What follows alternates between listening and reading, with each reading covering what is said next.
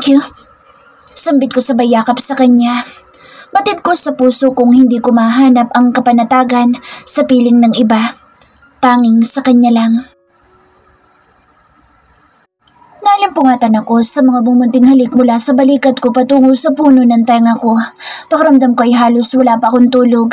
Last night, Calvin made love to me like there's no tomorrow. Calvin! Tinatamad na saway ko sa kanya. Nakatalikod ako sa kanya habang yakap niya ako. Ang kaliwang kamay niya ay nag-uumpisa ng tumawid buhat sa bewang ko patungo sa aking katawan. Napasingap ako at agad na pinigilan ang kamay niya. I'm tired. Narinig ko ang mahina niyang pagtawa sa sinabi ko. I just want to wake you up because it's already 7 in the morning. Malilate na tayo. Excited na sa lumamandad na makita ka. Paliwanag niya. Sana hindi mo ako pinuyat. Reklamo ko. I'm sorry. I can't help it.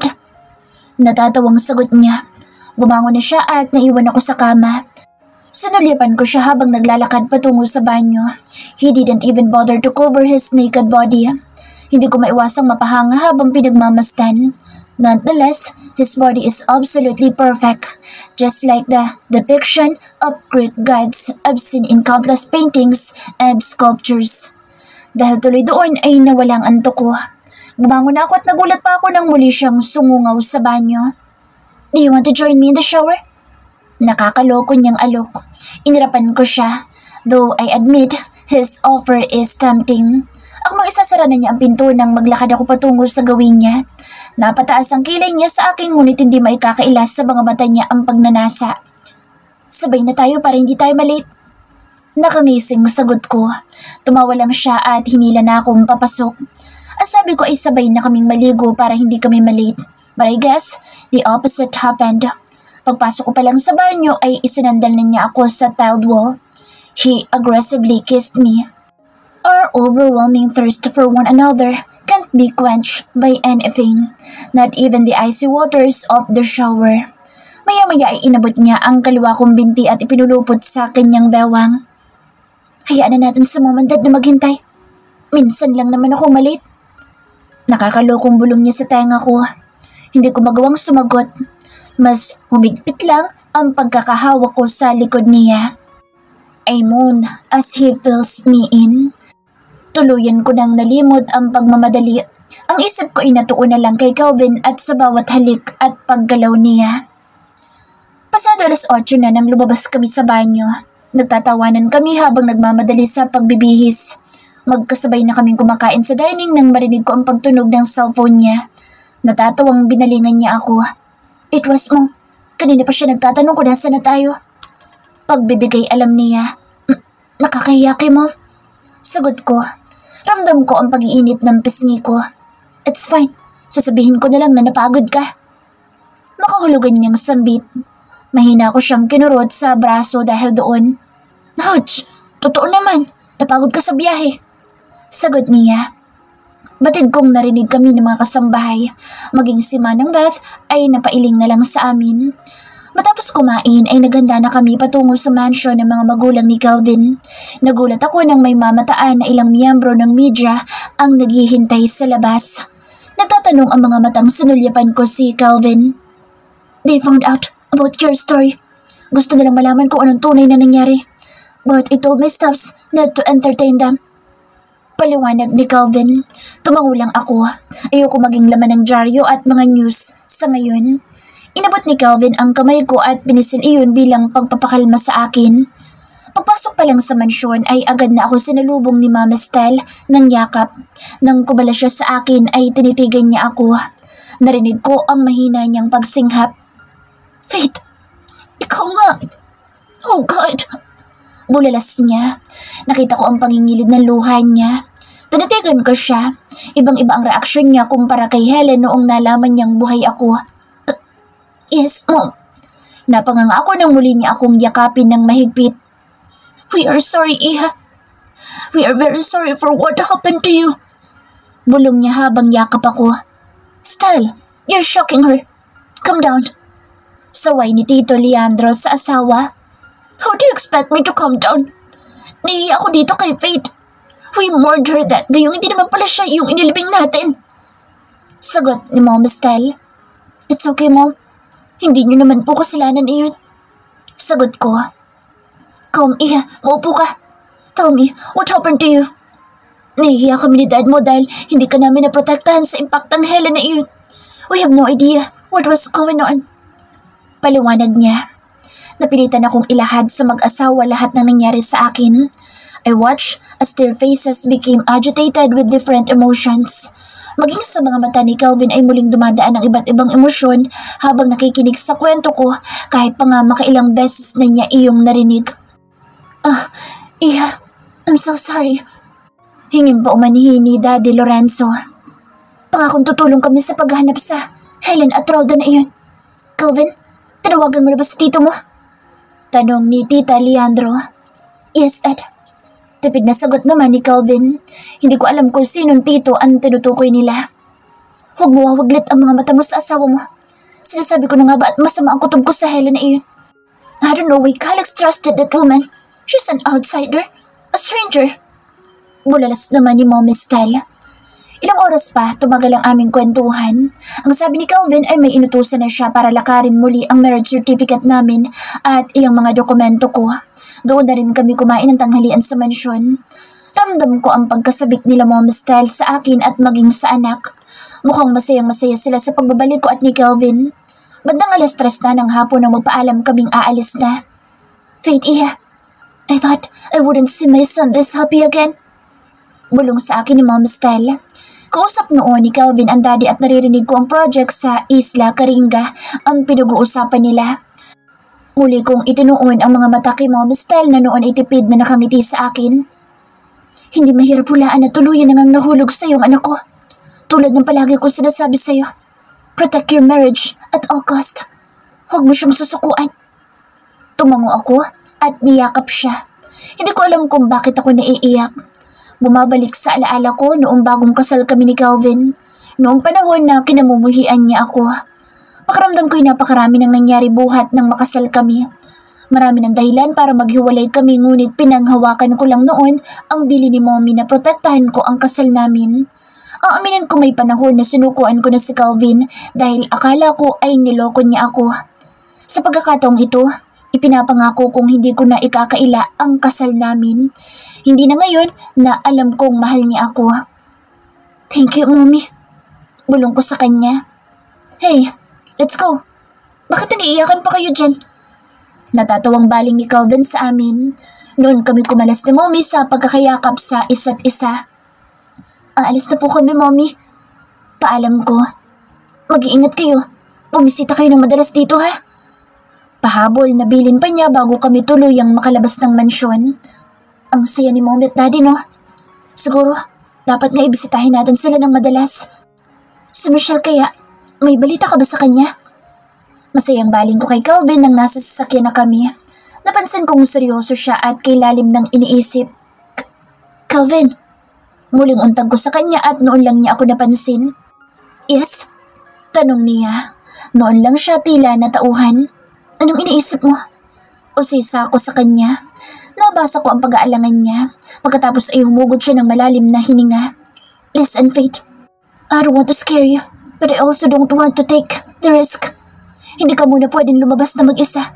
Huwag ka muna makapagkita kahit na kanino. Not even with your friends. Yan din ang bili ni Daddy Calix mo. Napanganga ako sa narinig. Nalulungkot ako ngunit nabasa ko ang pag-aalala sa mga mata niya. Pilit akong ngumiti. Kahit pa nga nalulungkot akong isiping hindi ko makakausap ang mga dati kong kaibigan. Naintindihan ko naman na nag-iingat lang siya. 5 araw ang lumipas at panay ang alis ni Calvin. Abala siya sa trabaho ngunit madalas ko pa rin naririnig ang pangalan ni Helen kung minsan na may kausap siya sa cellphone. Batid kong marami siyang hinahabol na gawain sa opisina at idagdag pa doon ang paghahanap kay Helen at Roldan. Minsan iniisip ko kung tama pa bang ipahanap namin sila, gayong mukha namang wala na silang balak na manggulo sa amin. Sumama ka sa akin. Biglang aya sa akin ni Calvin. Pahapon na iyon at bumalik lang siya sa bahay para magbihis. Ha? Saan naman tayo pupunta? Nagtatakang tanong ko sa kanya dahil ngayon lang niya ako ulit inayang lumabas. You'll see. Nakangiting sagot niya. Sandalit magbibihis lang ako. Excited na sagot ko. Mabilis akong tumakbo sa kwarto at nagpalit ng damit. Pagbaba ko ay naghihintay na si Calvin sa akin. Inabot niya ang kamay ko at magkasabay na kami naglakad patungo sa sasakyan.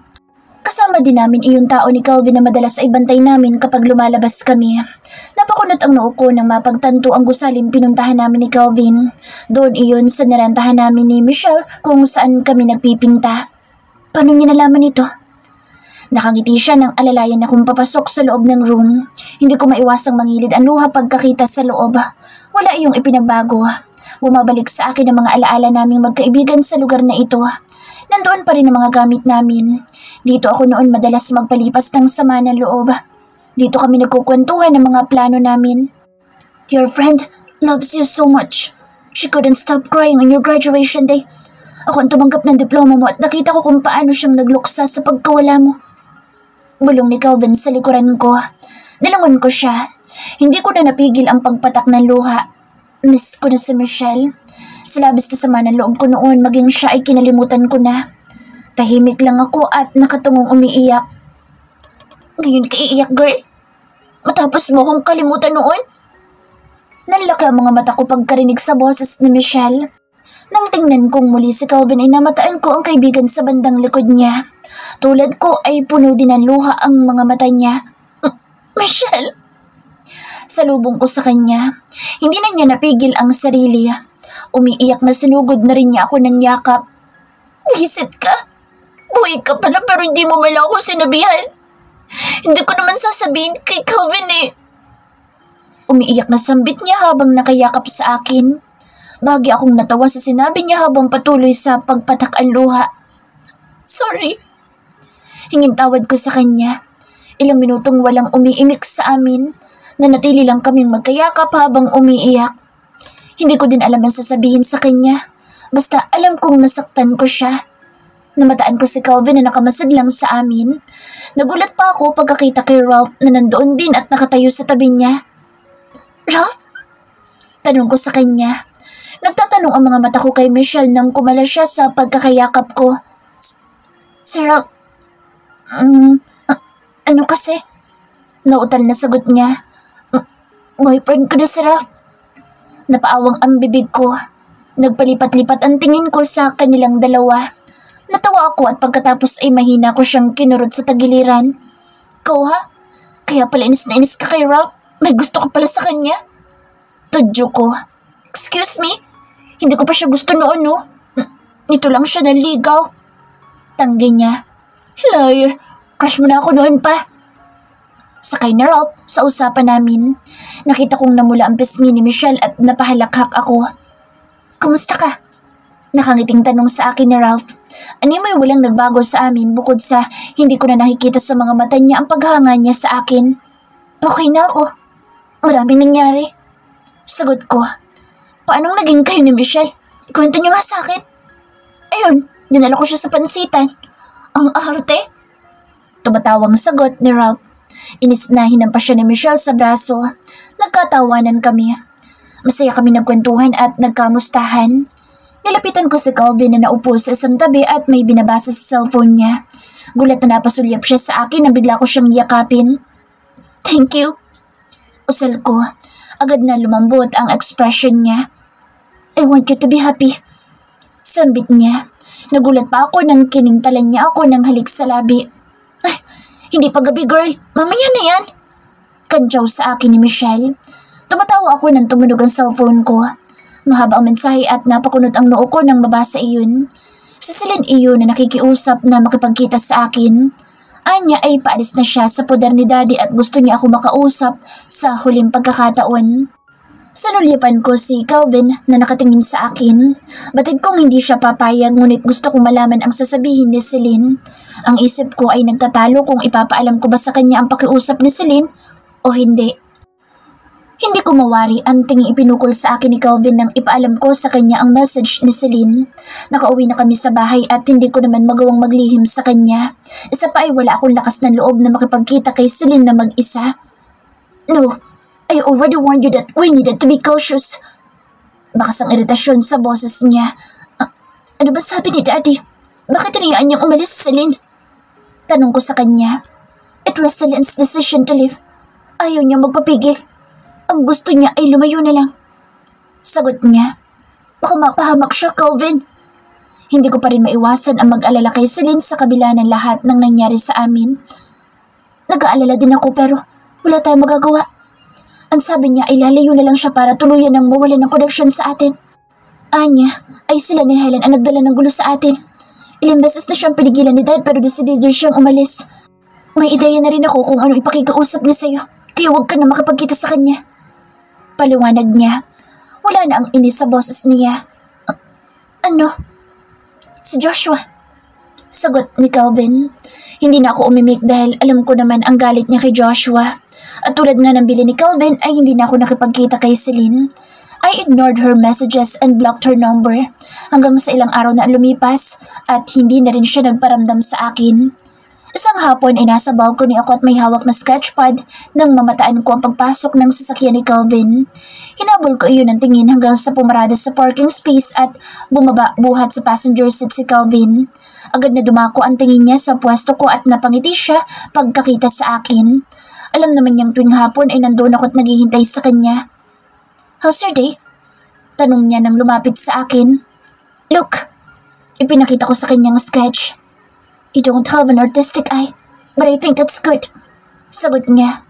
Natawa ko dahil yun ang unang beses na umamin siya sa akin ng kahinaan niya. So, why did you buy my paintings at our organization's charity event? Sinabit mo ba sa wall ng kwarto natin? Tanong ko. Kinalap ko na ang mga gamit. Total ay nagsisimula ng dumilim sa pwesto ko. Maybe because I was already in love with you at that time? Walang gatol na sagot niya. Pakiramdam ko ay tumalo ng puso ko sa naging sagot niya. Hindi ko inaasahan iyon. Natigilan ako at napatitig sa kanya. I find you attractive noon pa man. Pero iniisip ko na off-limit ka dahil anak ka ni Tito Calix, the business partner ni Dad. So I tried to stay away from you. I tried to avoid you. At isa pa'y bata ka pa. And a spoiled brat. Dagdag pa niya. How many times do I have to tell you that I am not a brat? I know that. Now. Sagot niya sabay pisil sa pisngi ko. By the way, I'm finished with my office work. May isang meeting na lang ako bukas then pwede na tayong bumalik sa Isla Caringa sa kasunod na araw. Agad na namilog ang mga mata ko sa narinig. Miss ko na si Andrew at gustong gusto ko na siyang makita ulit. Pwede ba akong bumili ng mga pasalubong kay Andrew? At saka kukunin ko sana yung mga gamit ko sa pagpipinta. Napansin kong natigilan siya sa tanong ko. Pinagbastan niya ako at hindi ko mawari kung anong iniisip niya. I'm guessing you're bored here.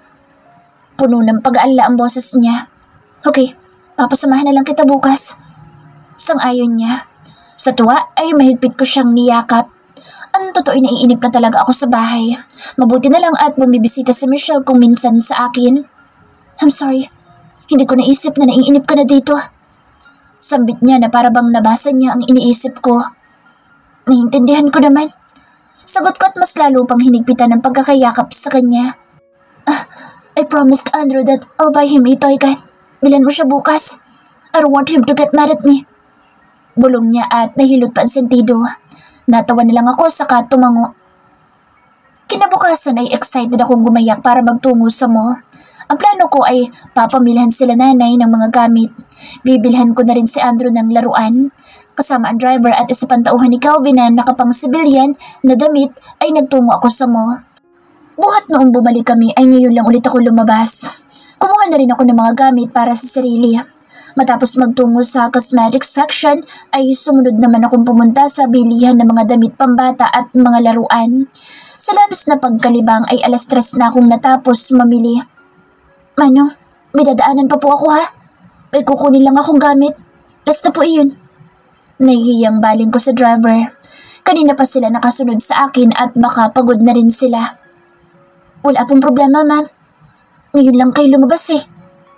Natatawang sagot naman niya. Ibinigay ko ang address ng gusali na pupuntahan. Tinatahak na ng sasakyan ng street malapit sa gusali ng mahagip na mga mata ko ang pamilyar na figura sa daan. Ikinrap ko ang mga mata. Siya ang lalaking nagnakaw sa library ni Daddy. Nakatayo siya sa daan at panay ang lingana parang may hinahanap. Hindi niya ako nakikita dahil tintad naman ang sakyan. Isa pa ay wala sa sinasakyan ko ang atensyon niya. agad ang pagtahip ng dibdib ko. Siya ba si Roldan? Ngunit bago ko pa siya mapagmastang mabuti ay lumampas na ang sasakyan namin. Nilangon ko siya ngunit hindi ko na siya namataan dahil sumama na siya sa karamihan ng tao. Ma'am, ano po yun? Tanong sa akin ng kasama ko na napansin siguro ang tinitingnan ko. Wala. Kaila ko. Hindi naman ako sigurado sa nakita. Maaaring dala lang ito ng takot at ang mga lalaking kasing katawan ni Roldan ay napagkakamalan kong siya. Isa pa ay ano namang gagawin ni Roldan dito? Pagdating sa gusali ay agad kaming dumiretso sa room na nirarentahan dati. Nalaman kong itinuloy na ni Michelle ang pagrenta dito, mag-isa. Ngunit yun pa rin naman ang susi na gamit namin. Hindi na sumama ang driver namin at naghintay na lang sa parking lot. Pagkapasok ko ay agad kong hinanap ang mga gamit na plano kong dalhin sa Isla Caringa. Sa pagtataka ko ay nakarinig ako ng mga katok sa pinto. Sinong bibisita dito gayong madalas namang walang tao dito? Agad naging alisto ang kasama ko. Nalalaki naman ang mga mata ko nang humugot siya agad ng baril. Muli ang mga katok at nilingon ako ng lalaki at sanay niya sang magtago. Ilang beses siyang nagtanong kung sino ang kumakatok pero hindi ito sumagot. Sumilip siya sa bintana pagkatapos ay dahan-dahang binuksan ang pinto. Napahugot ako ng hininga pagkakita sa figura ng babae. Celine? Anong ginagawa niya dito? Nang gilalas naman si Celine pagkakita sa baril na hawak ng kasama ko. I'm sorry. Nauutal na sambit niya at takot na itinaas ang kamay. Lumibot ang mga mata niya sa kabuuan ng silid at namataan niya ako. Faith, tawag niya sa akin. Celine, bakit ka nandito? Paano man nalamang nandito ako? Puno ng pagdududang tanong ko sa kanya. Sinulipan ko ang labas ng silid para masiguradong wala siyang kasama. Ilang araw na ako nag-aabang dito. Nagbabaka sakali na pumunta ka dito. Paliwanag niya. Celine, ano bang kailangan mo sa akin? Ayaw ni Calvin na makapagkita ko sa'yo. Takot na tanong ko. Sorry, Faith. Pero heto na. Mag-kausap tayo ngayon at wala naman akong planong masama sa'yo. Sagot niya. Nakikiusap ang mga mata. Kung gusto ko kayong mapahamak, sana'y nanatili ako sa poder ni Tito Calix. Natigilan ako sa sinabi niya. Muli ay nakaramdam na naman ako ng awa habang pinagmamasdan siya. Halatang lalo siyang namayat. Ano bang gusto mong sabihin? Tanong ko. Hindi rin ako magtatagal. Hinihintay ako ng anak ko. Gusto ko lang humingi ng tawad sa'yo. Gusto ko lang humingi ng tawad sa'yo noong hindi kita kinampihan nung kumprontahin mo si Mama. At may ipakikiusap sana ako sa'yo. Ano yun? Tanong ko kahit pa may ideya na ako sa sasabihin niya.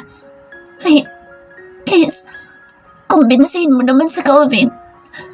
Nakikiusap ako sa'yo. Hindi sinasadya ni Joshua lahat. Biktima lang din siya. Nadamay lang siya sa gulo namin ni Mama. Bakit hindi ka kay Calvin o kay Daddy makausap? Sinubukan ko na makiusap kay Calvin. I tried. Sinubukan ko makiusap sa kanila pero ayaw nilang makinig sa akin. Ikaw lang naisip kong pakiusapan. Pangako, lalayo ko para hindi na ako magdala ng kamalasan sa inyo. Kami ang gumulo sa buhay niyo maging ni Joshua. Alam kong nawalan si Joshua ng pamilya at hindi si Mama ang may pakana noon. Ano? Ano sinasabi mo? Tanong ko. Si Roldan. Ako ang hinahabol ni Roldan noon hanggang ngayon. Mahinang dagdag niya. Ano? Bakit? Bakit ka alis kay Daddy kung ganoon? Pulalas ko. Hindi ko maiwasang mapatingin sa labas ng kwarto. Mas tumindi ang pagdududa kong si Roldan nga ang nakita ko sa daan kanina. Faith, ayoko na magdala ng takot sa pamilya mo. Alam kong hinahanap ni Roldan si Mama at ako. Kapag umalis na ako, hindi na niya ako guguluhin. Huling pakausap. Faith, please. May hinugod siya sa bulsa at iniabot sa akin. Papalayo na may sulat kamay niya. Naguguluhang tiningnan ko siya. Hindi ko na kasi alam kung paano makakausap si Joshua. Baka may bibigay mo ito sa kanya. Marami pa kami dapat na pag-usapan. Nandiyan ang mga sagot sa tanong niya sa akin. Hindi ko din kasi yan maibigay kay Tito Calix. Alam kong galit na galit siya kay Joshua at baka pati sa akin ay tuluyan na siyang magalit. Malungkot na sagot niya. Ramdam ko ang pangungulila niya sa lalaki. Sinulipan niya ako at nakita kong nangingilid na ang luha niya. Si Joshua ang ama ng anak ko, Faith. Magkamukha sila. Nakangiti ngunit puno ng lungkot na sambit niya. Sayang lang at hindi kami magiging isang pamilya. Muli ay nakaramdam ako ng awa sa kanya. Kung iisipin ay siya ngayon ang tunay na nag-iisa. Wala ang ina at lalaki magpoprotekta dapat sa kanya. Ito ang bagay na ikinakatakot ko noon na mangyari sa akin. Celine, bumalik ka na lang sa poder ni ng Faith. Ito ang sakripisyong magagawa ko para sa inyo. Putol niya sa sasabihin ko. Hindi na ako magtatagal. Aalis na ako. Yun lang at lumabas na siya. Naiwan akong nakatulala sa sulat na inabot niya sa akin. Ma'am, tara na. Baka gabihin tayo. Untag sa akin noong kasama ko. Tumango ako at ipinagpatuloy ang pagkuha ng mga gamit. Matapos ang mahigit kalahating oras ay magkasabay na kaming nagtungo sa parking space. Pagkakita sa amin ng driver ay agad siyang umibis ng sasakyan para salubungin kami at tulungan sa mga dala namin. Naglalakad na kami patungo sa kanyang gawi nang makarinig ako ng sunod-sunod na mga putok ng baril. Napapitlag ako at takot na inilibot ang paningin para hanapin kung saan nagmula iyon. Nang muli kong ituon ang mga mata kay Manong ay napasigaw ako pagkakitang nakabulagta na siya sa daan. May ilan pang sibilyan ang nadamay na pawang may mga tama din ang bala ng baril. Agad akong hinila ng kasama ko para magtago sa sasakyan na malapit sa pwesto namin. Akmang magtatanong ako nang maramdaman ko ang mga putok ng baril sa gawin namin. Nabasag ang bintana ng sakyan at nagtalsikan iyon sa amin. Malakas ako napasigaw at halos sumiga na ako sa semento para lang makatago sa labis na takot. Nang umupa ang mga putok ng baril ay sumilip ang kasama ko sa pinagmulan noon. Naririnig ko ang pagmumura niya. Sa di kalayuan ay nakita ko ang isang security guard na papunta sa gawin namin. Huwag! Pigil ko sa kanya ngunit huli na. Kitang-kita ko nang tamaan siya ng bala ng baril sa dibdib. Gumanti na rin ang baril sa mga kalaban ang mga katabi kong lalaki. Kasabay noon, pakiramdam ko ay may sumabog sa ulo ko at sa lakas noon ay nawalan ako ng kakayahang makarinig. Pakiramdam ko ay umuusok ang tenga ko. Nakita kong kinakausap ako na lalaking katabi ko at may isinasanya siya sa akin ngunit wala akong maintindihan. Nawala din sa pandinig ko magi ang mga putok ng baril. Basta nakita ko na lang ay ang pagtigil ng itim na van sa tabi namin. Bumaba doon ang nasa 5 kalalakihan na pawang nakatago ang mukha. Hinaklit nila ako at pilit na hinila papasok sa loob ng sasakyan. Nagpumiglas ako at nagsisigaw. Halos magasgas sa mga braso at tuhod ko sa pagwawala ko, ngunit malakas sila. Nilingon ko ang lalaking kasama ko na noon ay nakita kong nakadapa na rin sa semento. Halos mapatid ang litid ko sa leeg sa lakas ng sigaw ko. Naramdaman ko na lang na isinalya nila ako sa upuan. Nagulat ako pagkakita kay Celine na nasa tabi ko. Nakatali ang mga kamay at paa niya at may takip din ang bibig. Ang naririnig ko na lang ay ang mga paghikbi niya at puno ng luha ang mukha niya. Tinignan ko ang lalaki nasa katapat namin. Nag-alis siya ng suot na cap at nangilabot ako pagkakita sa kanya. Siya, si Roldan. Tingnan mo nga naman. Kamusta, mahal kong Celine? Nahuli din kita sa wakas. At may bonus pang kasama. Nakangising sambit niya. Sabihin mo sa akin, nasan ang walang hiya mong ina? Mula kay Celine ay dumako ang mga mata sa akin ni Roldan. Ngumisi siya marahil dahil napansin niya ang takot ko. 2 lalaki, isang driver at si Roldan ang kasama namin ni Celine sa sasakyan. Lumingon ako at nakita kong isa pang itim na van ang nakasunod sa amin. Malamang ay sakay noon ang 2 pang kasamahan ni Roldan na namataan kong bumaril sa tauhan ni Kelvin. Matapang ang isang to. Pinaimbestigahan mo pa talaga sa Helen noon. Kung ngayon mo siguro yun ginawa, baka tinulungan pa kitang iligpit siya. Baling sa akin ni Roldan. Talian niyo din yan. Utos niya sa 2 tauhan. Agad tumalima ang mga ito at nilagyan ng tali ang bibig at mga kamay ko. Nagpumiglas ako. Pilit kong iniiwas ang mga kamay at ulo sa kanila. Shit! Huwag kang magulo kung ayaw masaktan. Malutong na minura ako dito at pinagbantaan. Sinulyapan ko siya. Hindi kalakihan ang katawan niya. Matangkad na payat, maitim ang balat at may kalakihan ang nakaluwang mga mata. Muli niyang hinablot ang kamay ko at wala na akong nagawa ng talian niya ako. Sinulyapan ko si Selena noon ay puno na ng pagsisisi ang mga mata habang nakatunghay sa akin. Tila naman aaliw na pinapanood kami ni Roldan. Alam na ba niyang si PJ? Nasa hideout tayo sa Batangas? Maya-maya ay tanong niya sa kasama. Kumuha siya ng sigarilyo at walang anuman na sinindihan iyon. Wari relax siya sa pagkakaupo sa tapat namin. Para bang ordinaryong araw na lang sa kanya ang ganitong tagpo.